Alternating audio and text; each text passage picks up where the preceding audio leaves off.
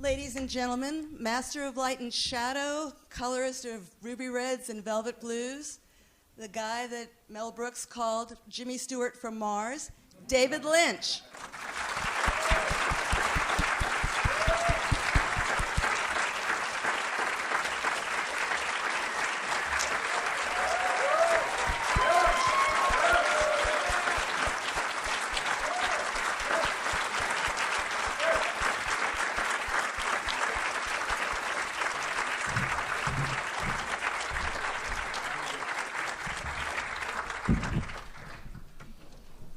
Hello.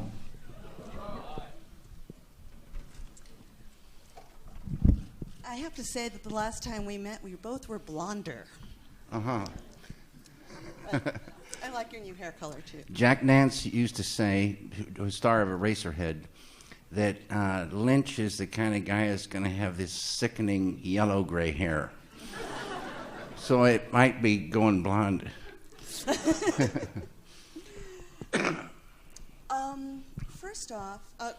First off, love the show. It was really a privilege to see all your work together, or not all of it, but much of it. Thank you.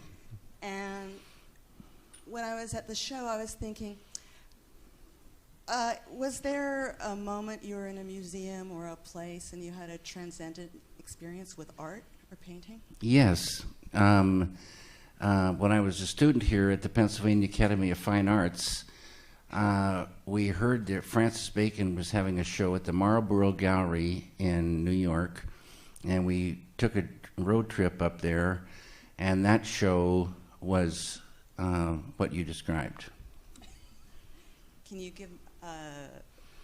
describe the painting, or I mean, I think you all know Francis Bacon's work, but seeing it in person for the first time was a real thrill, and it was very powerful to me, and carried with me to this day.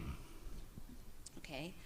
In around 1986, before the release of Blue Velvet, you and I spoke about the impact of Philadelphia and the Academy of Fine Arts, and the effect it had on you. And you said it was a strange life. For the first time, I really lived beneath the surface.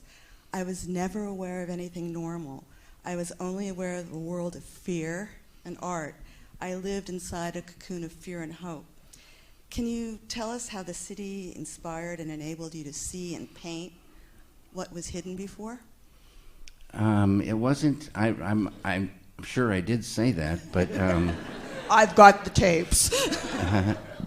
Philadelphia, to me, I always say, was my biggest influence. This city, and the time of this city when I was here. So, when I was here, from 65 to 70, the city there was no graffiti, and the buildings seemed to be covered with a black soot. It was a filthy city, and it had a feeling of industry. It had, to me, the most beautiful architecture, row houses that reminded me sort of factory neighborhoods, working neighborhoods.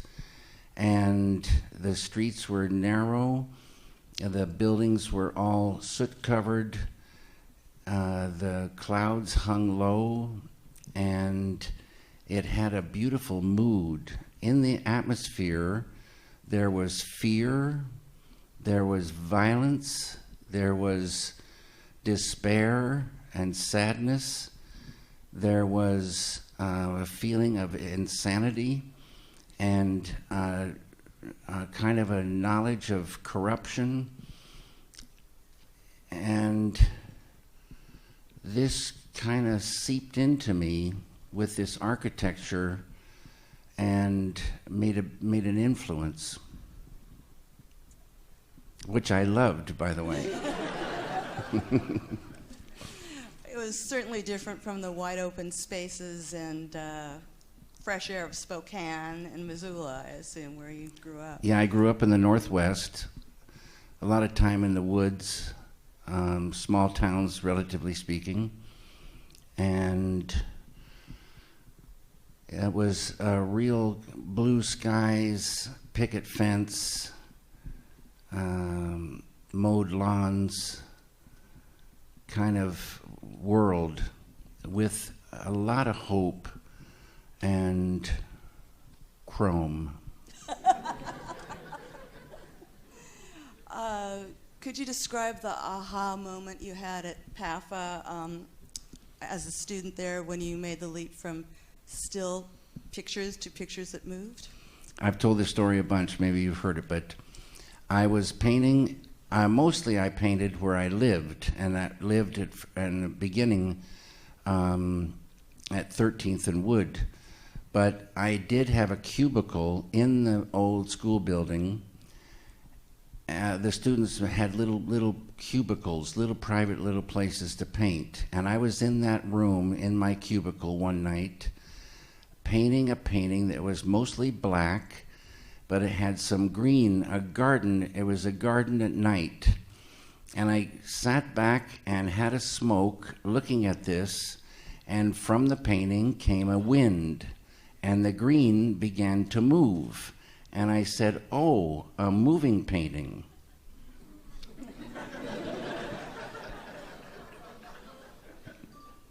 And then you started, I saw in the exhibition a wonderful short you made of a gallery opening, and it had the pulsating music and the pulsating people. Well, they weren't pulsating.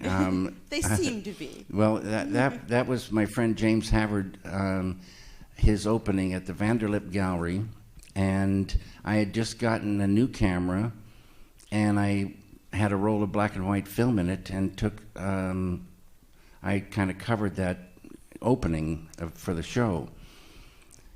And now they've gone and they've looked at the film, and they find out the names of everybody that's in that, and it's nice because a lot of those people have left Philadelphia, and now they know who they all are.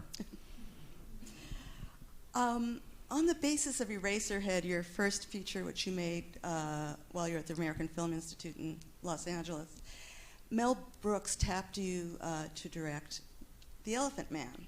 Why did he pick an independent filmmaker of your particular vision to make a true life Victorian drama with John Gielgud and Anthony Hopkins?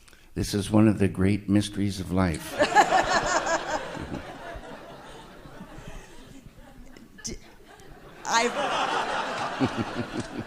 I've read that that Mr. Brooks came out of a screening and said, "This guy's crazy, sign him." Is that true? No. Okay. Tell us the truth. I had written a script after Eraserhead called Ronnie Rocket, and I was hoping to make that film.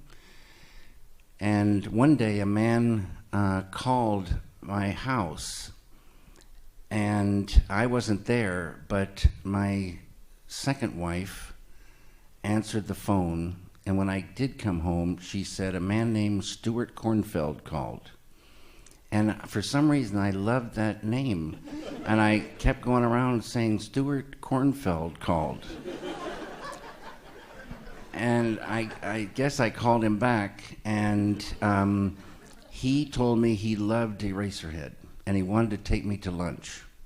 So I went to lunch with Stuart and told him about Ronnie Rocket, and he tried to help me get something going, which never did happen. But Stuart worked with Mel Brooks, and I waited a long time to try to do Ronnie Rocket, but I came to a point where I needed to see if there were any scripts out there that I could direct. So I called Stuart and I said, "Stuart, do you know of any scripts that I could direct?" And he said, "David, I know of 4 scripts that you could direct." And he says, "Come to Nibbler's and I'll tell you." So we went to this coffee shop, sat down, and before we even ordered, I said, "Stuart, please tell me the names of these scripts." And Stuart said, "Okay, the first script is called The Elephant Man." And a bomb went off in my head. I said, that's it. And so Christopher DeVore and Eric Berggren had written a script based on a chapter in a book called The Elephant Man and Other Reminiscences by a man named Frederick Treves, Dr. Frederick Treves. And we took that script, and me and Stuart and a man named Jonathan Sanger around to different studios to see if they would make this film. And we were turned down at 6 places. They said, no one wants to see a film about this monstrous person. But Stuart had given the script to Anne Bancroft, and she read it and loved it, and she gave it to Mel Brooks. And Mel Brooks said, I want this film to be the first film Brooks Films, his new company, will make. So he said, Stuart, you're in. Christopher DeVore and Eric Berggren, you guys are in. Jonathan, you're of course in. Well, who is this guy, David Lynch? And they said, well, you have to see his film Eraserhead. And I heard this and I said, it's been great knowing you guys. And so the screening was set up, and for some reason I was asked to be outside when the film finished. And you can sort of imagine my condition. But the doors burst open, and here comes Mel Brooks running at me, arms wide open, saying, you're a madman, I love you, you're in. Thank you for correcting. There are many painters and photographers who've segued into filmmaking. You know, most famously John Cocteau, Andy Warhol, Julian Schnabel. Why do you think their art is very different from the films they make, and your art and your films, which have a lot of consistency and similarity? I have no idea. Okay. People get ideas, and I always say that there's ideas for cinema, ideas for film or painting, and photography. And if you get an idea that you love, that's what you go and do. Thank you. I could be blindfolded and still recognize just by the soundtrack of sound layered with music that it's one of your movies. What can sound do for a narrative that visuals cannot? So much. That's from the very beginning, that experience I told you about. I heard a wind and I saw a movement.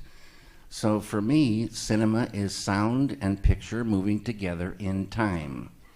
And the sound is, and it's at least half of cinema. It can do so much, and I always say there's sound effects like footsteps, then there's abstract sounds that approach music, and then there's music. And with those 3 things, whole worlds can be built that go along or marry to the picture and make a full thing.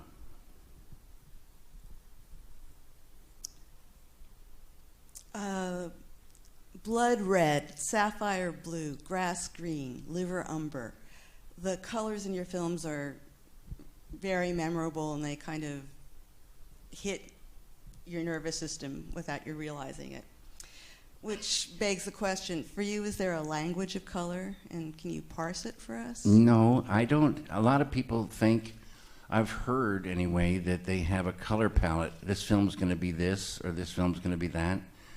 And I don't think about that kind of thing. I try to stay true to the idea. And if you walk into a place, say you're looking for locations, based on the idea that came to you, you can easily say, no, that's not right, that's not right, that's not right. This one is just about right. And if we change this or do this, and it's all just the idea talking. You just follow the idea. You have a lot of ideas involving red curtains, though. I like, for some reason, I don't know what it is, but maybe it's true for all of us. There's a thing about curtains that when they open, they reveal something. And in the theater, in the cinema, when the lights go down and it gets quiet and you hear the curtains open and see them open, you have a chance to go into another world. Thank you. Okay, light and shadow, blonde and brunette, good and evil, pastoral and urban. Your film narratives and your characters are always full of opposites. For me, these opposites are the conflicts that set your films in motion. For you, is that just a natural way of propelling a narrative or how stories come to you? Yeah, the way the ideas come. But I've heard a thing, knowledge and experience of combined opposites. And this is the story of the unified field where opposites are together. They say infinite silence, infinite dynamism together in this unity beneath matter and mind. Opposites exist where we are, and a story is filled with opposites. But again, I don't even think about that. I just I get ideas. Once in a while, a blessing of an idea I fall in love with and follow that. And I think a person should understand what they're doing. The ideas come, and you first fall in love with the idea, and if they come in fragments, which they most often do, when the fragments come and start hooking together, it's building a script, and at a certain point you say, what does this mean? And it's something to think about, and they start talking to you, and a meaning comes. And this meaning, if you're true to the idea, the meaning can have harmonics. So there's probably something higher understanding that could be there if you're true to the understanding at the level you know. So it's very important to stay true to the ideas. Then you could grow and come back and see the same thing and get even more from it. So that's why it's important to stay true to the idea. Gotcha. You enjoyed maybe your greatest acclaim with the TV series Twin Peaks. And originally, Mulholland Drive was conceived as an episodic TV show before you retooled it into a feature film. How is television different from film, or are they? I saw television just like cinema. The pilot for Twin Peaks was just exactly like making a film for me. What I discovered was that in some ways, network television is easier than cinema. Cinema is 2 hours or 3 hours of non-stop story, and the audience has to be with you. It's a thing. In television, in network television, there's some story and then a break, and then you come back and you go again, and that is very forgiving. It's not like a feature film. But now with cable television, there's more of that pull that has to be there. There's no commercials. True enough. Is the most satisfying aspect of being an artist and filmmaker the ability to build your own world? In a way, yeah. You build your own worlds based on the ideas that come, And those worlds can be so beautiful. I always say I would love to live in the world of Eraserhead. I'd like to get a house there and live with those people and spend time with them each day. Okay. You wrote a wonderful book called Catching the Big Fish on the connections among meditation, consciousness, and creativity. Can you give us an example of meditation as an artistic tool you use for your work? Absolutely. Okay. I practice transcendental meditation as taught by Maharishi Mahesh Yogi. And transcendental meditation is a mental technique, an ancient form of meditation that allows any human being to dive within. And since it's a mental technique, you dive within mind and then intellect. And they say the human being always wants to go to fields of greater happiness. So the mantra you get in transcendental meditation is like a law of nature designed for a specific purpose, and that mantra turns the awareness 180 degrees within. And then you naturally dive, because each deeper level of mind has more happiness, each deeper level of intellect has more happiness. So this happiness is pulling you within. At the border of intellect, you transcend, and you experience unbounded consciousness, the unified field, the self with a big capital S, home of total knowledge, being, totality, the reality, the source, Tao, the kingdom of heaven, all these names for this field within. And this field within is eternal. In Vedic language, it's called Nitya and Aparashaya, meaning eternal and uncreated. No one created this field. It's that field that never had a beginning. It is and it will be forever.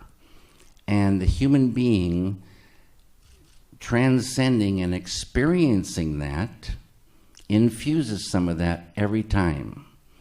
So human beings have consciousness, but not everyone has the same amount. And if you transcend every day, you really and truly begin to expand that consciousness. And this consciousness has qualities, all positive. In that field, unbounded intelligence, unbounded creativity, unbounded happiness, unbounded love, unbounded energy, unbounded peace. You start infusing that, and there's a side effect. The side effect is negativity starts to lift away. Things like stress, traumatic stress, anxiety, tension, hate, anger, fear start to lift. So you live and work in more and more freedom. This heavy weight of negativity is killing us, and that starts to lift away. So I say gold coming in from within, garbage going out. It's such a blessing for the human being. You dive in there and get wet with that, intuition grows, creativity grows, ideas begin to flow more freely. The negativity constricts the flow of ideas. So you're getting rid of that negativity, that conduit, that the flow of those ideas can flow very freely. You get more happiness in the doing. You get more energy. People are so fatigued. And here you're diving into infinite energy. So you come out of meditation refreshed, happy in the doing, ideas flowing, and the world looks so beautiful day by day, getting even better. It's a beautiful thing for the human being. Before Inland Empire, which was shot digitally, your features were shot on film. Does the medium matter? There's lithography, there's photogravures, there's black and white photography, color photography, there's all different mediums, and ideas can come from each one of those things. And if you're working in lithography, the medium starts talking to you. You see what the ink does on the stone, and the way it works, and it starts a dialogue, and then ideas come to feed that for that medium. So it's like if you get an idea for Eraserhead or the Elephant Man, that's a black and white idea. If you get an idea for Blue Velvet, because it's got blue in the title, it's going to be color.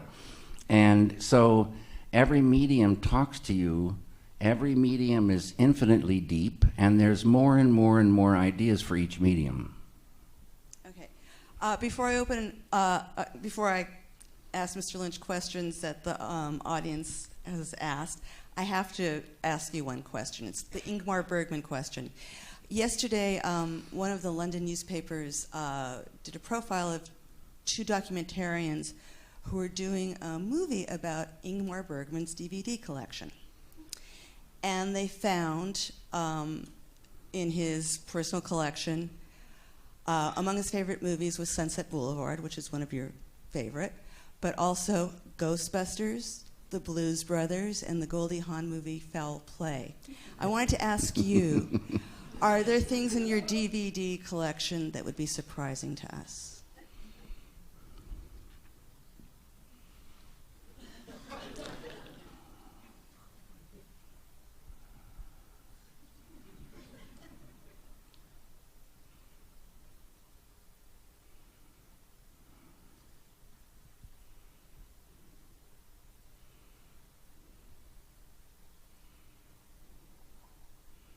Going to be a long night. I can't think of anything that's going to be really surprising to you. Esther Williams? I was in love with Esther Williams when I was in the 3rd grade. And I met Esther Williams at a restaurant in Hollywood. And I went up to her table and I told her that I was in love with her when I was in the 3rd grade. And she was happy to hear that. And then she said, "How come you made Isabella Rossellini show her beaver?"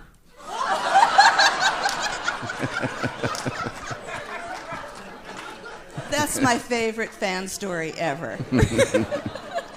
Okay, I'm going to ask questions posed by members of the audience, and I'm going to ask you to stand when I call your name.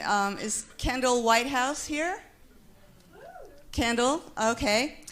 Kendall asks, what stories would you have explored had Mulholland Drive been picked up as a television series as originally intended?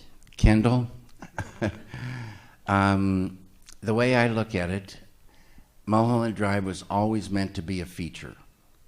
And it just went through a strange route to get there. And I love, though, a continuing story. I love the idea of a continuing story. But I don't really like to know so much in advance. I would like to have the chance to act and react and have it talk to me, and then see what's talking and see where to go. And I never really got that chance in Mulholland Drive. So I can't tell you. You bet. Vernon Shetley? Is Vernon here? Okay, Vernon asks, could you say more about how you came to choose actors without their auditioning? What are you trying to learn when you talk with them? How in the world did you know that Naomi Watts could give the performance she did in Mulholland Drive? And I don't know why, but I don't ever read.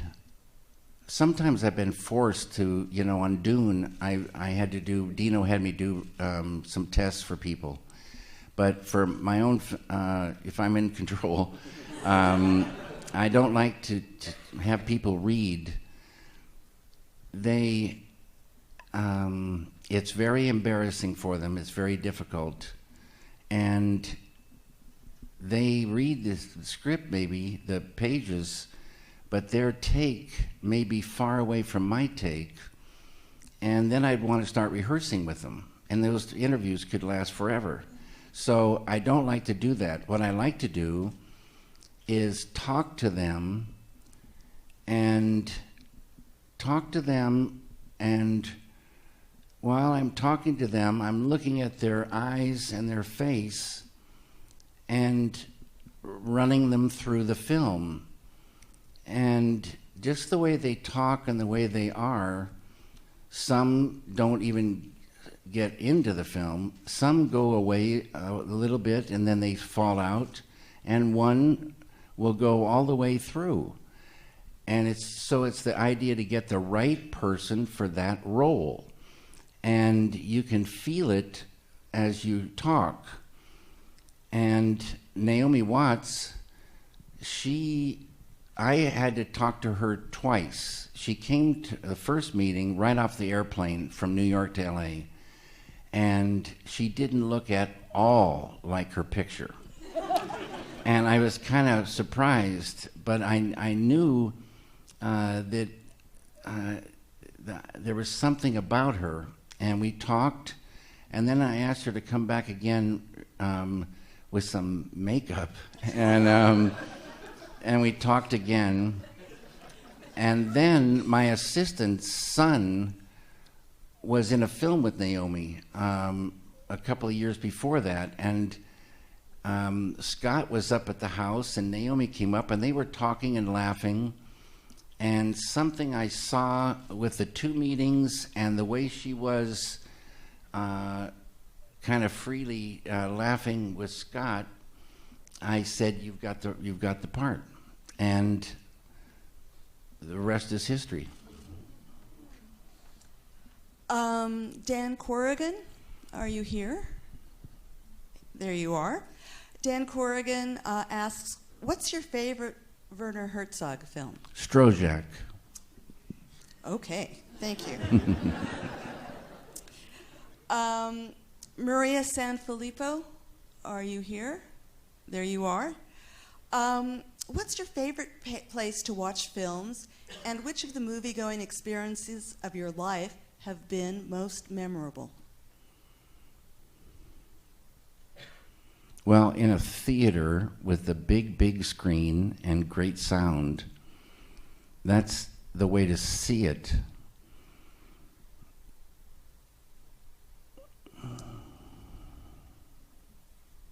Can you think of experiences where you've seen your own movies or Sunset Boulevard? I think a great thrill for me, when it was on TV though, I was printing engravings here in Philadelphia, and I was printing with, my friends Roger and Christine hired me to print engravings and pretty much saved my life. So Christine's mother, whom we called Flash, I would print with her. And Flash turned me on to Another World and Edge of Night. And in the afternoon, there was Dialing for Dollars. And one time, Roger came running downstairs and said, Mr. Hulot's Holiday is on this afternoon. You've got to see this. And I loved this film and loved, since then, Jacques Tati. Okay, so we should see movies in big movie theaters except for happy accidents. For happy accidents on black and white TV. Okay. Is Max North here? And could he please stand? Hey, Max. Does Eraserhead mean the same thing to you today as it did when you were making it? Yes. But what it means to me has never been said by anyone that I know of. Can it be said by you? No. Okay. There you are. Okay, is Jay Seid, S-E-I-D, or Seed here? Jay? Well, I'll ask his question anyhow. When does Mr. Lynch expect to release the director's cut of Dune? Dune is a huge sadness for me and a failure. I did not have final cut on Dune. And looking back, I've always said this, I realized I started selling out even before we started shooting, because I knew the way Dino was, and Dino had final cut.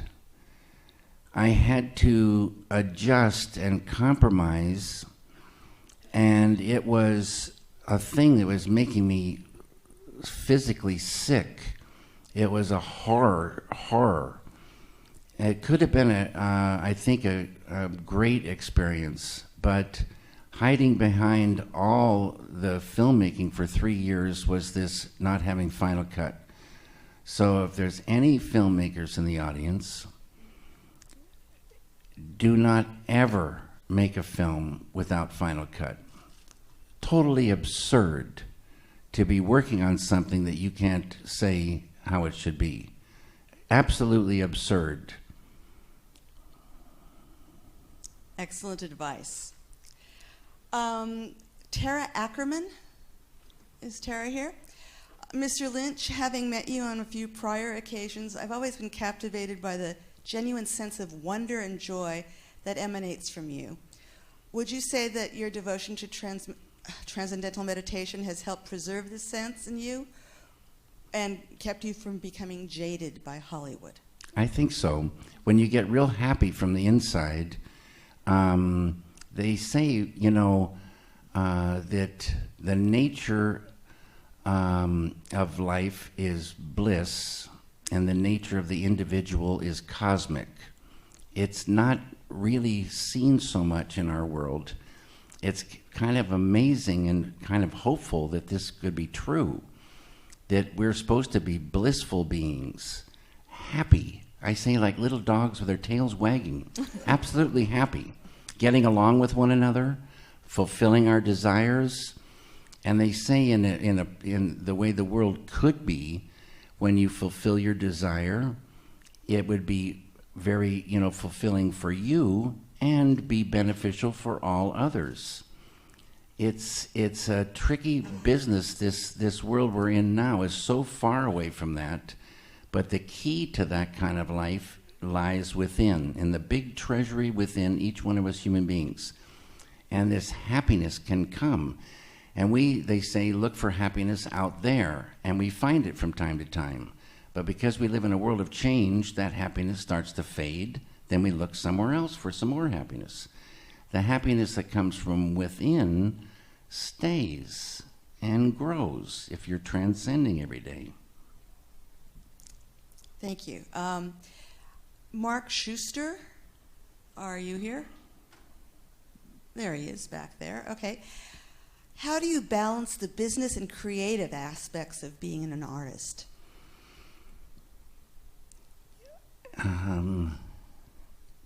You got to be real lucky, because the business is run on money, and a lot of people in the business just see it as a money-making thing, entertainment to make money, and they tailor everything to get the most money. And I came to filmmaking through painting, and one thing that's kind of in common with most painters is extreme poverty. It's not about money, it's about loving to paint. And that's the way I see cinema. You get an idea you fall in love with, it's about love. You do it. At the same time, money is important to live and to keep working and get tools and get a setup, so you can do those ideas that come. And it does cost a lot to make a film. And the people that put the money in, they want to get at least their money back. Hopefully they want to make a profit. So it's a tricky business. It's a very tricky business. And I appreciate everybody that's put money into my films. I don't think, except for Inland Empire, I've never lost anybody money. They haven't gotten rich from my films, but they haven't lost. I think some distributors, foreign distributors, lost on Inland Empire, and I'm sorry for that, but... Have you noticed how much this stage looks like Inland Empire with the exit sign. When I walked in the room, I freaked out. And I don't want to know what's happening back there. Okay. John Paul Spiro, or Spiro, are you here? Scholars of your work often associate it with the ideas of Freud and Lacan. Can you speak about your familiarity with these thinkers, and are scholars projecting this on your work? Or I don't know what? even the second man. I've heard of Freud. You've heard of Jacques Lacan? No, I never heard okay. of it. There's a lot of things swimming within every human being. So many things swimming that we don't see. You meet somebody, you just see the surface, and stories come from ideas. Ideas come, and a lot of the ideas that come that I fall in love with have to do with those things that aren't seen. And I remember after Blue Velvet, Isabella's, I guess the father of Isabella's daughter, his mother was a psychiatrist, and she got together with 15 other psychiatrists or psychologists, and they had a thing where they each wrote a paper on what they thought Blue Velvet meant psychologically, and it was pretty interesting. I had no clue that they get so much out of it. I was just thankful that nowadays they can't lock up people, you know, like in the old days.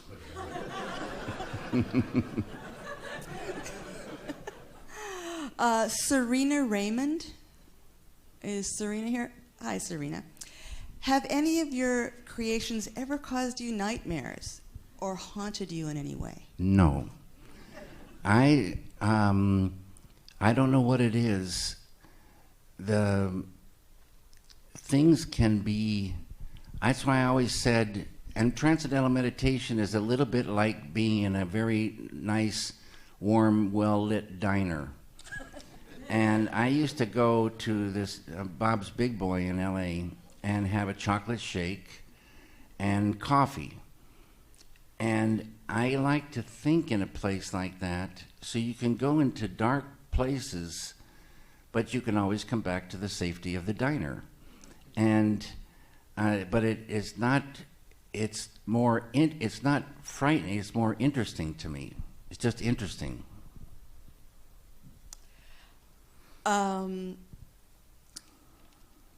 I think most of the questions, well, actually, there's one more. Brian Douglas, are you here? There's Brian. Hey, Brian. What was your favorite place to eat when you lived in Philadelphia, and what was your favorite meal there? I had a kind of a, I don't know what you call a schedule. I mostly worked at night. So I would hopefully get up in time to have my breakfast at Pop's Diner before it closed. Where was Pop's Diner? Right next door to where I lived, at 13th and Wood. Ah. And I had lunch at, now I can't remember if it was White Castle or White Tower on Broad Street. It was all the guys on the night shift of the Enquirer would go in there and have something, I guess their lunch. I think it was a White Tower. I worked at the White Enquirer Tower. for And it's since been torn down, but they would tell jokes. The Philadelphia Enquirer people had many, many jokes. Well, don't expect us to tell you any. I think Juliet has some closing words. Okay.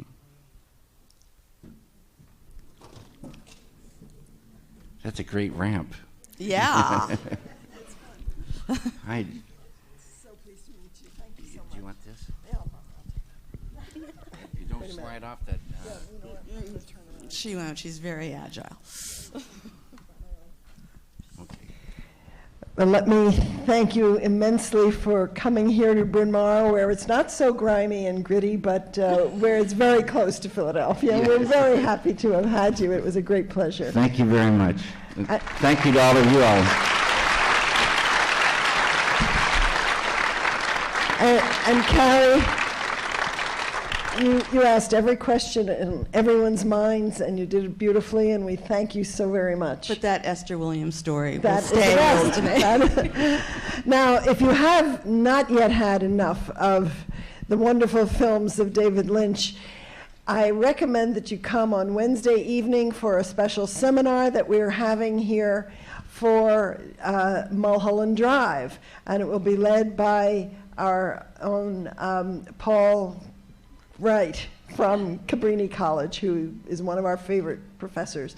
So we will tell you what it means after that seminar. Okay. And in the meantime, come back soon again to Bryn Mawr Film Institute, and thank you for coming tonight. Good night, everybody.